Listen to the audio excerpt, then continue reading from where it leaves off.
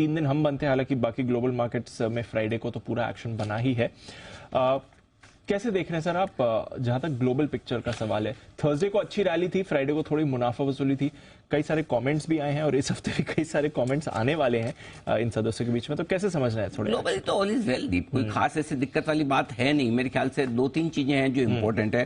पहली चीज तो मार्केट की है। नेट आपको देखे दोनों दिन ग्लोबल मार्केट्स का मिलाकर देखे तो पहले गुरुवार को डाउ 300 पॉइंट प्लस मजबूत हुए थे, फिर 150 पॉइंट, यानी कि नेट 200 पॉइंट डाउ चढ़कर बंद हुआ है। नेस्डेक भी नेट 250 पॉइंट बढ़ा है। सो ओवरऑल अमेरिकी बाजारों में माहौल तेजी का है। डाउ फ्यूचर्स में 60 पॉइंट ऊपर है। तो ग्लोबली तो मतलब आप इससे बढ़िया संकेतों की अगर उम्मीद करें तो आप ही मतलब ज्यादा सोच रहे हैं। इससे बढ़िया ग्लोबल संकेत आपको मिलेंगे नहीं। सब ठीक है। गोल्ड थोड़ा सा नीचे आया है, उसकी वजह है कि बॉन्ड यील्ड्स अमेरिका में थोड़े से बढ़कर आए हैं।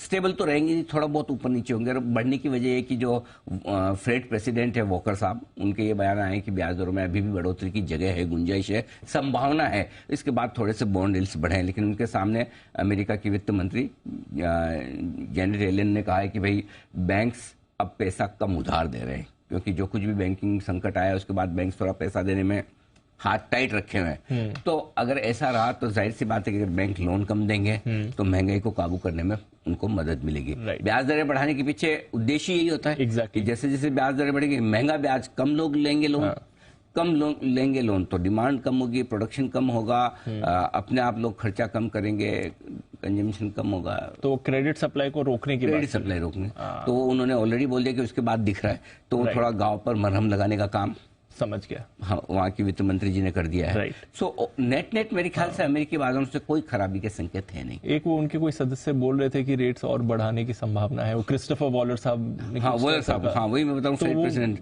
वो ठीक है, मतलब कुछ नेचुरली इसी वजह से थोड़े से बॉन्ड डील आपके बढ़कर जो आए हैं। तो दोनों तरफ की बात है। अब आप मतलब आपको डिसाइड ये करना है कि आप वॉलर साहब को ज्यादा भाव देते हैं या उनकी वित्त मंत्री जी को ज्यादा भाव देते हैं। लेकिन ओवरऑल मार्केट दोनों को ही नहीं दे रहा भाव।